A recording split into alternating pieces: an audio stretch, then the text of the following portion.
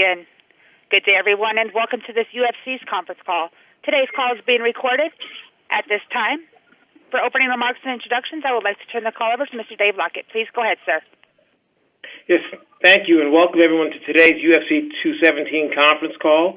Today we're being joined by the four athletes competing in the two co-main event title fights next Saturday night, November 4th at Madison Square Garden. Joining us on the call today are UFC bantamweight champion Cody Garbrandt, UFC strawweight champion Joanna Jedrzejczyk, and number 4 UFC strawweight contender Rose Namajunas. Soon to join us will be former bantamweight champion and number 2 contender TJ Dillashaw. But we're going to get started without TJ, so I will now turn things over to the call center to open up for questions. And ladies and gentlemen, if you would like to ask a question today, you may do so by pressing star 1 on your telephone keypad. If you are using your speakerphone, please release your mute function to allow your signal to reach our equipment. Again, that is star 1. First question will come from Kendrick Johnson with RingTV.com. My first question is for Joanna. Thanks for your time. With the win over Rose, do you think you have cleared out the division since you've beaten everybody that stood in front of you? Right now I'm focused only on my fight with Rose Namajunas. Definitely, she's my next challenge, and I had an amazing time, and I wanna put on such a great fight and show at the Madison Square Garden. But I don't know, I take every fight very serious, and I take every opponent very serious with so much respect, and I work really hard before every fight. But after the fight, I might say that I want to clean this division, and this is what I'm going to do on November 4th. And fighting at Madison Square Garden, is that kind of becoming like your home away from home in America? You seem very comfortable fighting there last year when you fought Carolina there. Is that safe to say? Yeah, I feel like it is. It's an amazing place. It's like a mecca of martial arts. So I'm very happy that UFC is back again to the Garden and then to the city, to the New York City. Very big Polish community in New York State, in New York City. So I'm very happy to put on such a great fight for my Polish fans, but also for my friends from all over the world, who will come to the Garden. Gotcha. And next question for Rose. What did you bring into the table to become the first person to solve the JJ puzzle? Just being myself, that's it's pretty difficult to deal with when I'm totally in tune with myself and I'm flowing. It don't matter who I'm fighting. That's just a problem for anybody. How much being already fighting for the belt once in your career? How much did you gain from the experience since it came so early in your career to now, or just like you were a different person, so it doesn't matter? I carry all of my experiences with me, whether they be a win or a loss.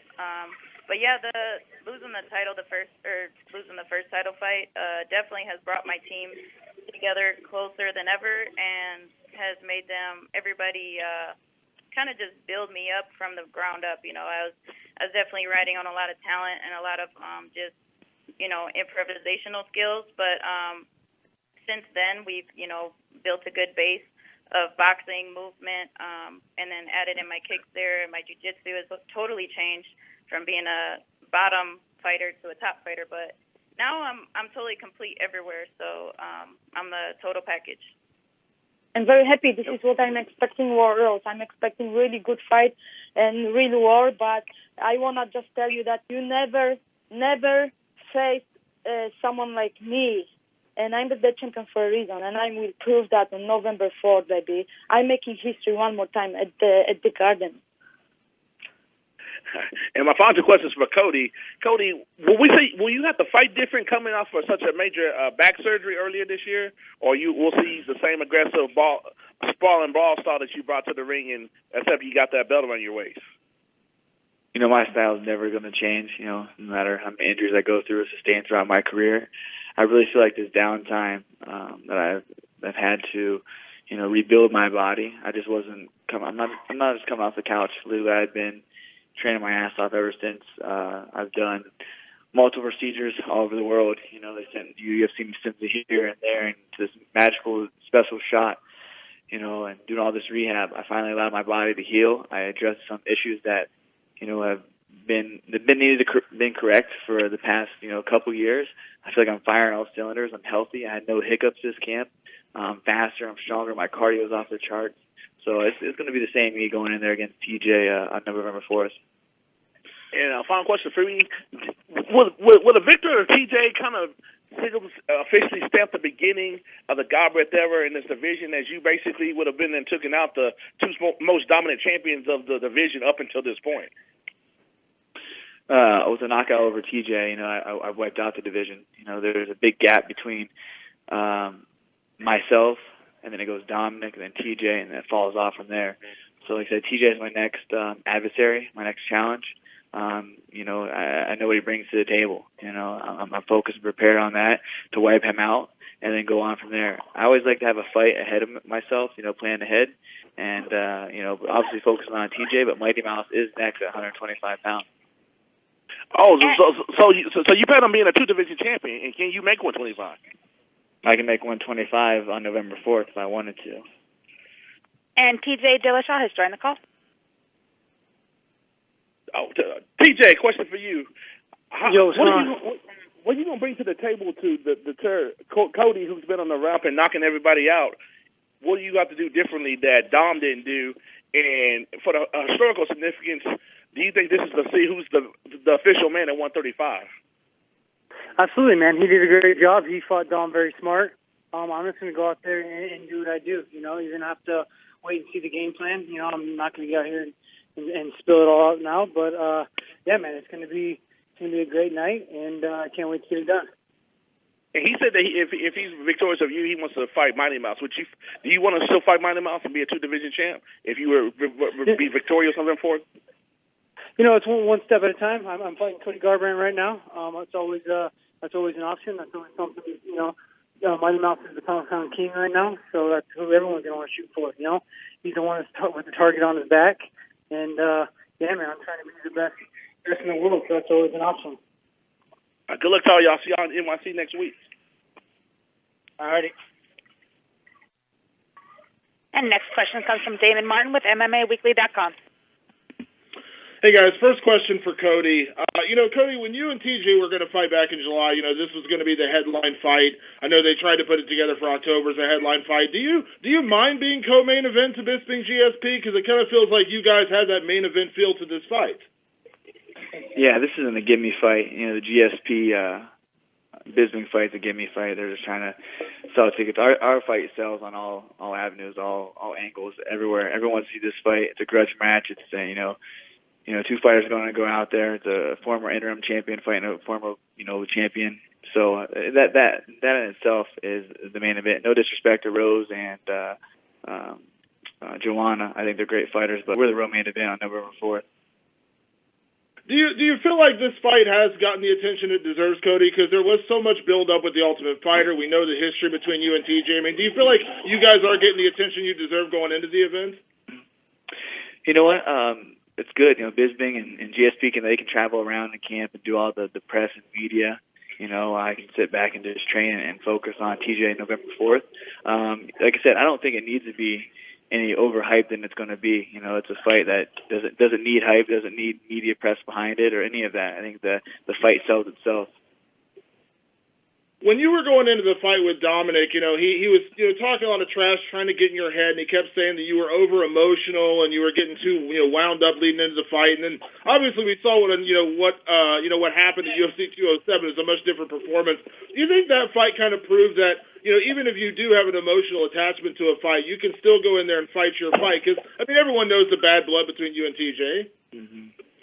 Yeah, I fought my whole entire life, in different circumstances, no matter where it was at. I always had to stay level-headed and calm in there. You know, if you fight another person that's trying to take you out, no matter what's said, in the build-up or in between, I got to stay focused. And that's something that I do in there. When I step inside that octagon, that's my home. That's where I feel the most comfortable at in my entire life. I feel like that's when the world slows down. I can see all my shots, see what my opponent's doing, and I'm at home there. So I can't wait to get back in there and do my thing. It's been 11 months since I've graced the octagon with a masterclass performance. And I'm ready to do it again on November 4th.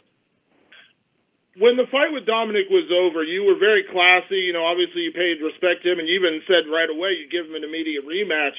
I know there's a different personal feeling with you and TJ. Do you feel like after this fight's over, you'll be able to shake his hand and kind of move on from this rivalry?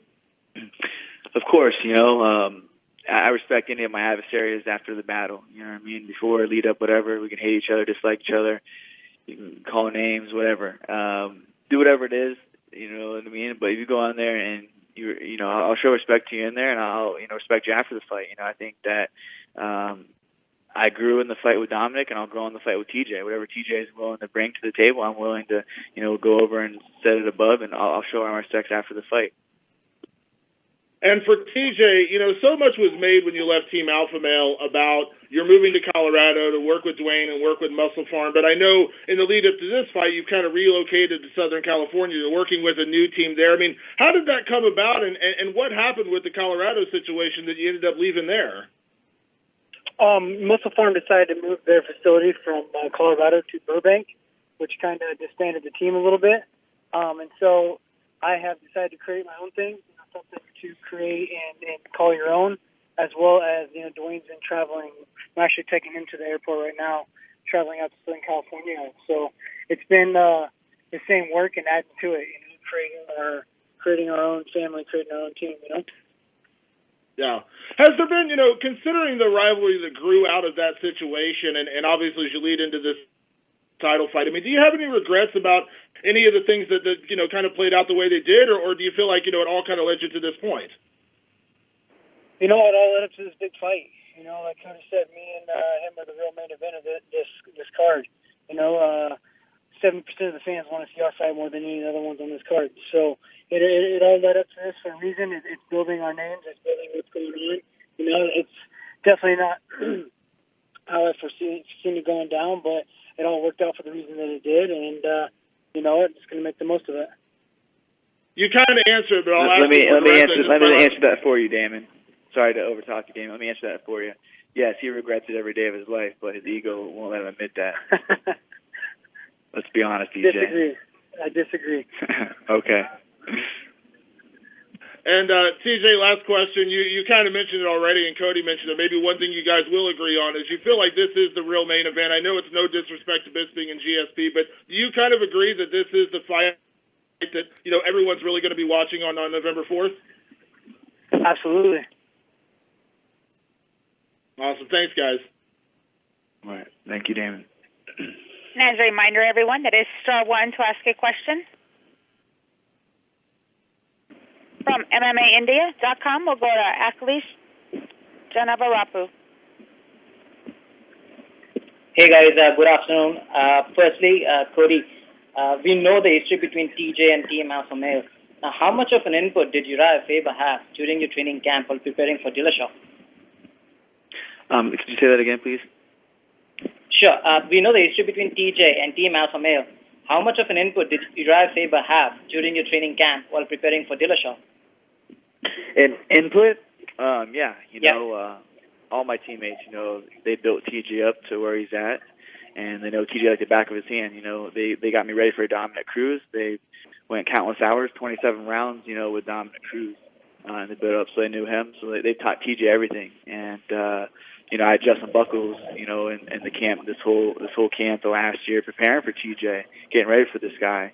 And Justin showed him how to teach a punch, throw a punch. So I'm supremely confident, knowing TJ when I get in there and his reads and everything. But I fight instinctual. I fight instinctual, and we'll go from there. But yeah, if Uriah's had a great mentor and hands-on this camp as well for getting me prepared for TJ as well. Right, and you also seem to thrive when there are emotions on the line, as seen with your fight against Dominic Cruz. Do you feel the same way? Do you think having an emotional attachment has any impact on how you perform? You know what? No, I can fight emotionless and emotionally anything. Like I said, I love fighting. I was born to fight. I was really put on this earth to fight, and that's what I've done successfully in my life. Was fight and was get to the top. I've really scratched my way to the top from the bottom, and emotionally or non-emotionally, I can go in there, I can be friends with a guy. Takei Mizugaki didn't say one word bad about me, but I can go in there and fight and do what I have to do to climb the ranks and get a title shot. Now I'm the world champion. So it doesn't bring any extra anything to me going in there. It doesn't lose my sight. It focuses more and more in line. TJ's saying this and I'm saying that. I better believe that I'm gonna believe what I say. That's the difference between me and TJ. I believe what I'm gonna do. TJ hopes he believes what he's gonna do to me. Right, and the next question for TJ. TJ, Cody showed good boxing technique against Dominic, and you yourself are a high-volume striker and like to mix things up. Now, where do you see the greatest difference between yourself and Cody? Technically, the way I fight, I'm a lot smarter. I'm a lot more technical. He, like I said, he's rapid, but he's not against him. Hello? TJ, are you there? Yeah. Yeah, sorry. We kind of lost you. Can you repeat that again, please? I just said the fight IQ I have, I'm a lot smarter and a lot more technical. Is this TJ or is All this right. Dom talking? Because it sounds the same exact shit Dom said leading up to the fight. You're still in his lines from the last December. Yep. Also, TJ, almost all of Cody's recent fights ended with Garbrandt raining down with barrage of punches. There are some who believe he hasn't been tested as much in grappling during his fights. Now, what is your take on that matter? What was that? Sorry, I can't understand you. What's your take on grappling? What was that? Yeah. Now, there are some who believe Cody hasn't been tested as much in grappling during his fights. What is your take on that matter? My take is that's why I am who I am, is how well-rounded I am, and I can take the fight wherever I want. All right, fair enough. Besides, next couple of questions against Dom took him down 5 times. Next couple of questions for Joanna. Joanna, a win would get you on equal terms with Ronda Rousey for the most number of successful defenses in the women's divisions in the UFC. Now, while we previously talked about you thriving under new challenges, has the moment sunk in yet about history on the horizon for you? Say again the last part of the question. Yeah, while we previously talked about you thriving under new challenges, has the moment sunk in yet about history being on the horizon for you? Oh, I don't get it. I will try to respond my way, okay? Like, I know that in this fight, I will tie Ronda Rousey's record. Of course, I think the division is going to be my 9th fight in the UFC in the strawweight division. And I don't know what to say. I have a plan to move up. But not now, maybe next year. But right now, what I'm focused now is the fight with Rose Namajunas, and after that, I will sit with Dana in the UFC, and we're gonna decide what we will do with my situation. All right. You've previously talked about the changes you've made to your game since moving to ATT. Now, Rose is known for a solid grappling, along with throwing in excellent combinations. How do you see this fight playing out? You know who is training at ATT? Jezeri Martuda, multiple BJJ world champion. I'm training with other good fighters, man. Like, there is something about me they don't know. We can talk about this fight, how it's going to look, how she gonna show up, how I gonna show up. What I'm taking care of, how I'm going to look on November 4th, and I know I'm ready, but they are not ready for me. You will never understand phenomenon of my person and my fighting career of me being a champion. And the thing is, I'm like, you don't see me on the ground, but I feel pretty confident on the ground. I had my last sparring session today. Everything is on point. I know that she's tricky, she's sneaky, and her ground game is very good, that she's going for the submission. Her rear naked choke is her real thing, but man, first of all, if she wants me to take down, if she wants me to submit, she must go through the punches and kicks, and if she want to play on the ground, I will play on the ground and choke her out. That's the thing. I feel pretty confident, and Mikey Brown, Kater Kubis, they changed my game. I feel that I step on different level, I feel better fighter because of the move to American top team. All right, final 2 questions for Rose. Rose, you fought someone with similar striking style in Karolina Kowalkiewicz not too long ago. So can you tell us what you've learned from that fight and what you've done differently going into UFC?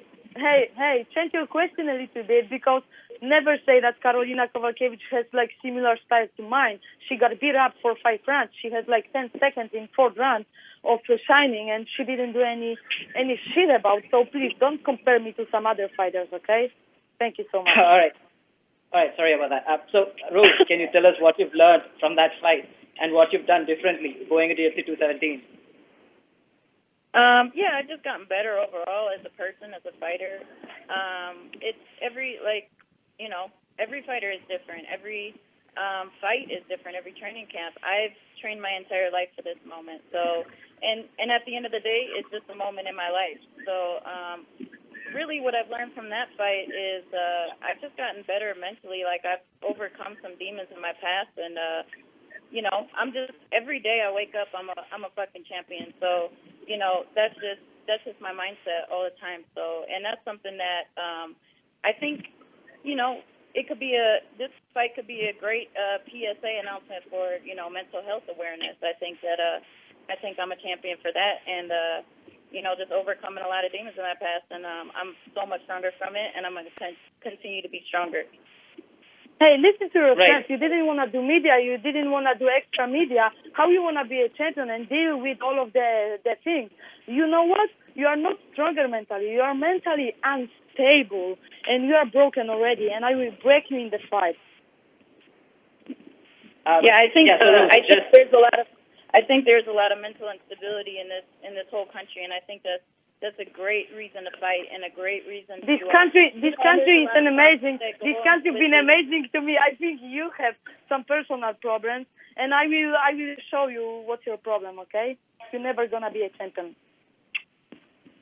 Yeah, I think this world would be a better place if we all just did martial arts, and I think that it saved my life. So I'm super grateful for it. I'm super grateful for this experience and this opportunity, and that's it. Rose, finally, using Joanna's fight against Karolina as an example, did you pick something up from the fight just to prepare for Joanna? Which fight? Her fight with Karolina. Oh, I don't know. There's not really. I'm not really focused on that. I'm focused on being the best version of myself every fucking day. So that's my goal. All right, thank you guys. All the very best. And as a reminder, everyone, that is *1 to ask a question. Next, we'll go to Stephen Morocco with MMAJunkie.com. Hey, a question for Rose. It seems to me like you're maybe a little bit hesitant to engage Joanna when she says things like, you're mentally unstable. Am I reading you right? Is that the case? Are you hesitant to engage her and sort of a verbal back and forth? Yeah, I'm not sure if it's like maybe a cultural difference or something like that, but for me, it's it's not something that's like taken lightly. My family has been torn apart, for this. My dad died and he wasn't in my life because he has schizophrenia, and it's been something that my entire family has been fighting against, since I can remember. So, this fight means a lot to me, and it's not just about the belt. It's more than that. And I just want to inspire other people to, fucking do whatever the fuck you want to do, and do what makes you happy, and be a good person, and, you can overcome anything. Has she crossed the line in what she said in the build-up to this fight? I'm not concerned about what she's doing, you know what I mean? Whatever she's saying, that's fine. But for me, it's all about me. It's all about, conquering my demons, and that's what it's important. So this fight isn't any more personal to you than any other opponent you faced? Every fight is personal, but with myself, I just want to, try and make this world a better place, and somehow, use my gift of fucking martial arts. I'm great at this shit. This is what I've been born to do.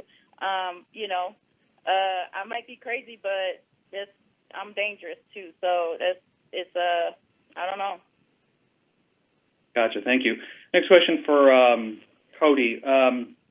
TJ, a couple months ago, he said he had a meeting with some Team Alpha Male guys after the show at a bar to hash things out. Did you know about that meeting? And if so, did it ever cross your mind to attend and maybe bury the hatchet?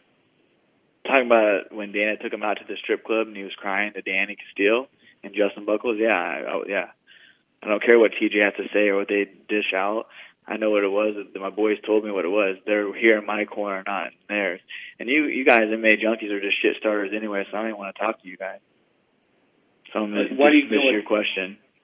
Because you guys are. You're just little shit starters. I already I don't have to explain myself to you. I don't feel like talking to you guys. I'm sorry you feel that way. Yeah. Well, I guess, I did have another question for you, but it was about TJ's performance. How do you feel it's changed? How his performance has changed. When's the guy? He used to go from knocking out people in the 4th and 5th round to where when's the last time he knocked someone down on their ass? He's never even knocked anyone down in the last 3 fights.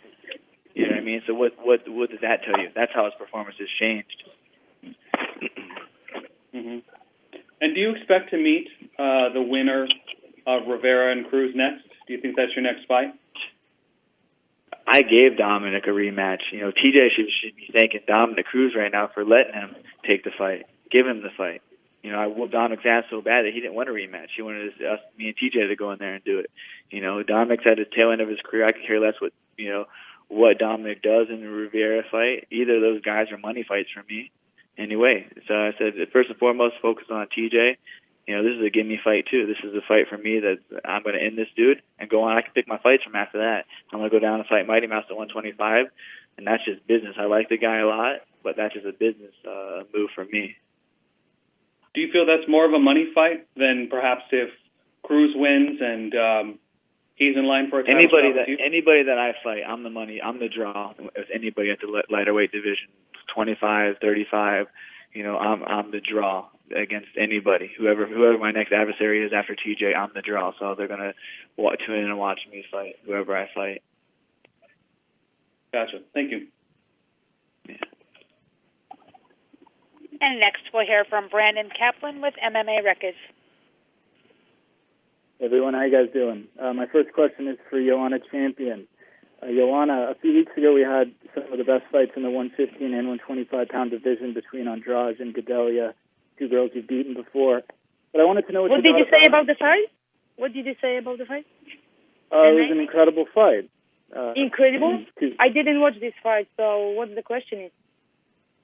Okay, well, I just wanted to know what you thought about. Did you not see Valentina versus Amanda? You know what? Why you call this fight like this? I think that Claudia Gadelha, I have so much respect to this girl because she was one of the most dominant fighters in the strawweight division. But the thing is, I beat Jessica Andreas, and everyone saw that in May in Dallas at the UFC 211. And Claudia Gadelha didn't prepare for the fight with Jessica Andrade. She took that easy, and big respect and congrats to Jessica Andrade that she looks so good. But Claudia Gadelha made her look so good because she didn't prepare for this fight. Jessica Andrade didn't bring anything new to this fight. Claudia Gadelha didn't have a plan. I train with the best coaches in the world. I train at the best team, the best gym in the world, at American top team. And we know how to fight. We know how to train, and we know how to fight. And that's why I will make all of them look like I made Jessica in our fight. And how do you feel about moving up? Do you feel confident in being able to take down? Let's be focused on this fight, and let's talk after. I will tell you after the fight at the press conference. I hope you're gonna be there, and for sure I will answer this question. But right now I'm focused on Rose. She's my next opponent. She's my next big challenge. She's a very dangerous fighter. You must expect everything and anything from your opponent. So I'm ready for 5 rounds of real bout. We all know that one submission, one punch can finish the fight. But I'm prepared for that. I'm prepared for that, and let's talk about me moving up after this fight. But definitely, I wanna tie Ronda Rousey's record and break Ronda Rousey's record. So definitely I will still defending my title in the strawweight division, but of course there is an idea about me moving up. Absolutely. Okay, my next question is for Rose. Thank you so much. Rose, your performance against Michelle Waterson was absolutely incredible in my opinion, and we saw you very loose. You just seemed to have evolved to, into yourself and into your game, and we haven't really seen any creativity from you in a long time, at least since your Invicta days. I mean, are you planning to get creative in this fight? I mean, to beat such a dominant champion? I don't know. I thought that was a pretty creative performance. Oh, yeah, absolutely. But I mean, flying arm bars and just utter creativity on the feet and the ground. I think a flying arm bar is creative. I think that there's. I think you just don't know what you're looking at. I hope that doesn't offend you, but I mean, all my jabs, like, they're all different. I have a million different jabs. I got all these different steps that if you don't see all the different footwork, different head movement, the fakes, all that stuff, just the transitions and with the kick and the choke and everything like that, that's all creative. Do you feel confident enough to stand with Joanna? So sorry for interrupting. I have only one jab. Long and very strong, and that's enough. She's not ready. Well, Rose, do you feel confident enough to stand with Joanna? Do you think you can beat her on the feet? In this fight, but yes. Excellent. And my next question is for TJ. How's it going, TJ? I'm doing good. Awesome. There's been a lot of footage. I know there's a lot of intense rivalry between you and Cody, but I noticed some footage of you holding mitts for Cody, and you guys have seemed to train a lot in the past. I mean, are you going to use that against him? Do you know holes in his game that maybe we don't? Oh, absolutely. I'm going to use everything I know. You know what I mean? I'm not only just holding mitts from him, but from learning from everyone. Learning from my coaches now, learning from my coaches in the past, learning from Master Tong, learning from Dwayne Ludwig, from the new coaches I'm working with, man. That's the whole point of being a martial artist. Is you soak up the information from your entire path of martial arts. Excellent. And Cody, my last question is for you. If you do beat TJ at UFC 217, will it mean more than when you do? Will it mean more than even taking the title from Cruz? Will it be the best moment in your career thus far? I think every fight, to date is bigger and the next level. So yeah, TJ's been at the top 5 in the division for a while. So it's going to be a big win for me. Catapult me to that next level where I know I'm at, and it set me up for future big fights, and that's what I'm working towards. I stole the belt off of Dominic Cruz, like I said I was going to do, in dominant fashion. Now it's about carrying on my legacy with a successful title defense with TJ Dillashaw on November 4th, and then go on from there. But yeah, every fight's a big fight. Every fight's another fight to catapult your career into the next level. Excellent. Good luck, everyone. Thank you. Thank you. Thank you so much. We'll go to Harry Kettle with Click on MMA. Hi guys, my first question's for Cody. When you hear people calling you the next major star of the UFC, what are your kind of thoughts and opinions on that? And would you rather prefer to just get your head down and focus on fighting? It humbles you, to have the Dana White and the UFC that believe in you. Finally, I go out there and perform each and every fight like that, like I did with Dominic Cruz. I'm just getting comfortable. I'm just getting started. I'm 26 years old. And I'm 11-0.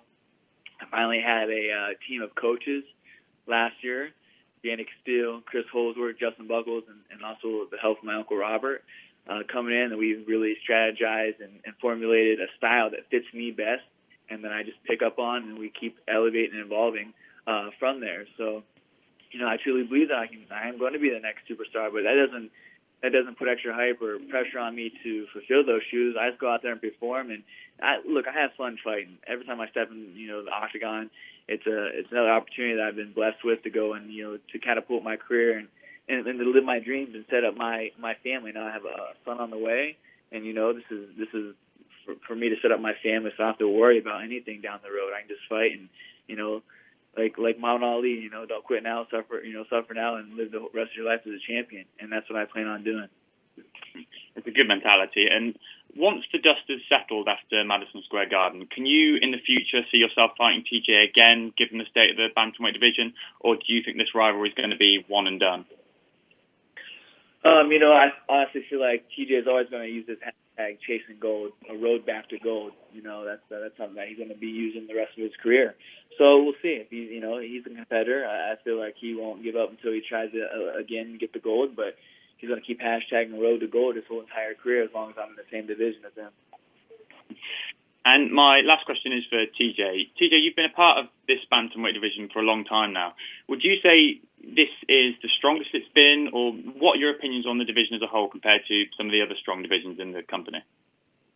Yeah, man, it's definitely been getting a lot of hype. It's built itself up big time. It's been a great division for a long time, but it's strong now. It's deep, and it's good. Are you my last question, are you kind of looking forward to moving on from this after the fight, whatever may be next after the fight with Cody? Are you kind of looking forward to seeing what's next in the road? Always, man. You're always excited about what's next. That's the whole point of having dreams, you know what I mean? To look forward on what your career is going to do and keep setting new goals and dreams, But I'm enjoying the process as well. Thanks, guys.